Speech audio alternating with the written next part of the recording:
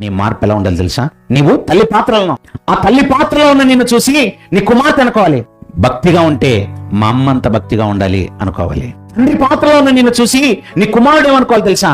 ఒకప్పుడు భయంకరమైన అలవాట్లు ఉండేవి, అవి ఏవి ఇప్పుడు లేవంటే మా నాన్న అంటే ఇంత గొప్పోడని, మీ నాన్నలా నేను మారిపోవాలనిపించేటట్టుగా నీ పిల్లలు ఉండాలి.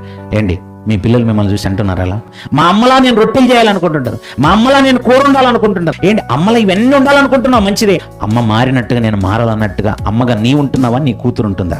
ఏంటి మా అమ్మ నాయన పెద్ద తిరుగుబోతులు తాగుబోతులు వాళ్ళు పెద్ద అబద్ధాలు మాట్లాడుతుంటారు, నాకు నచ్చదండి అనిపిస్తే ఓ పని చేయండి, మీరెవ్వరిని మాదిరిగా పెట్టుకోకండి, మీకు ముందు యేసు క్రీస్తు వారు ఉన్నారు. పౌలు గారు ఏమన్నారంటే, నేను క్రీస్తును పోలి నడుచుకున్న ప్రకారము మీరు నన్ను పోలి నడుచుకోండి. ఒకవేళ పౌలు గారిని పోలి కూడా మీకు నడుచుకోవాలనిపించకపోతే క్రీస్తే ఉన్నాడు కదా, క్రీస్తులో నీకు నచ్చందంటూ ఏముండదు. అంత గొప్ప జీవితం. నువ్వు మారితే ఆయనలా బ్రతకాలి.